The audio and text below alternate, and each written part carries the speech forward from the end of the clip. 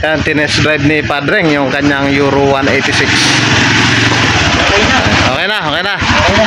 Okay na daw. So maluwag yung kanyang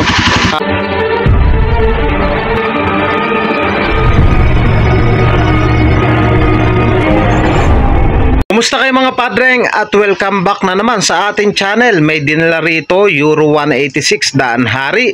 Ang issue ng motor ni boss, papalya-palya daw, minsan namamatayan, hard starting at ayaw dumulo. Sa pagtro-troubleshoot ng ganyang issue, dapat hindi natin hinuhulaan. Dapat step by step o may guide tayo para matumbok natin yung eksaktong sira nito. Pagkakatong yan mga Padreng, yung kanyang motor ni boss, tumakbo pa lang siya ng 1,446 ang tinakbo. So bago pa ang motor ni boss, so try na muna nating start. Alamin natin kung ano nga ba yung talagang issue nito, bakit to parang paputol-putol daw yung andar. So start natin. Umi-start naman, may minor naman mga Padreng. Ngayon may minor. Patayin uli natin. Start natin. One click naman, pero bakit paputol-putol daw yung andar at tila nabibitinan. So biritin natin ng dahan-dahan. So hindi naman siya palyado. Sa unang revolusyon hindi siya palyado. Try natin biritin. Ayun pinigaan natin yung kanyang throttle. Namatay. Try uli natin. Bigay natin.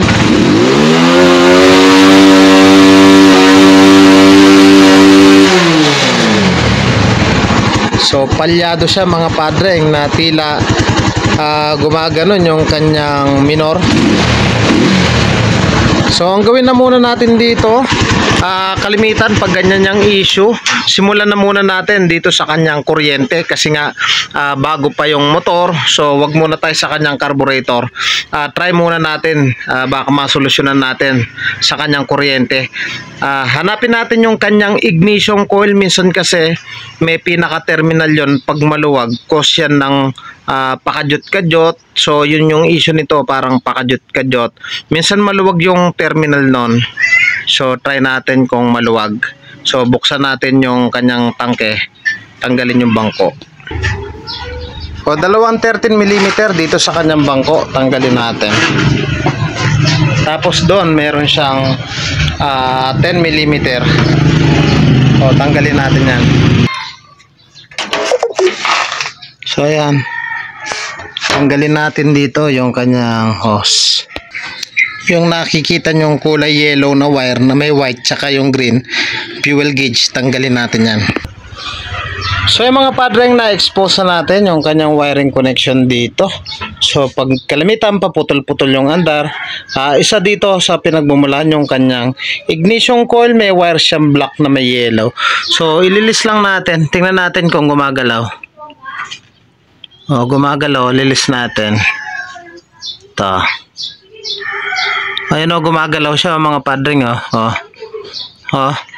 Try nga natin tulak. Ayan tinulak na natin, tapos galawin natin. Yun gumagalaw yung terminal dito. Kahit itulak ko siyang ganon, ayan, sagad na yan Lugin natin, gumagalaw pa rin. So ibig sabihin maluwag talaga. So isa sa pinagmumulan kung bakit pumapalya. So ayan. So ang gagawin natin dyan, tanggalin natin. Ayan. At pagkatanggal nito, ipitin natin ng long nose.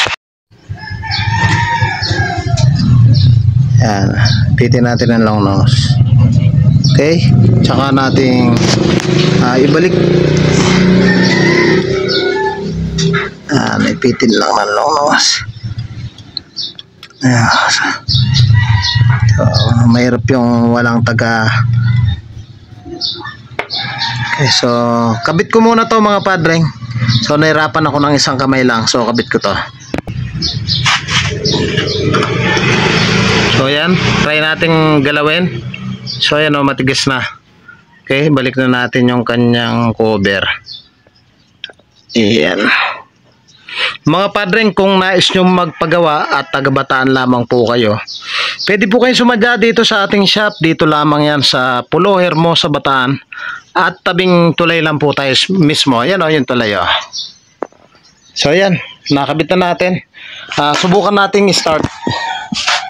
On natin. Ayan natin.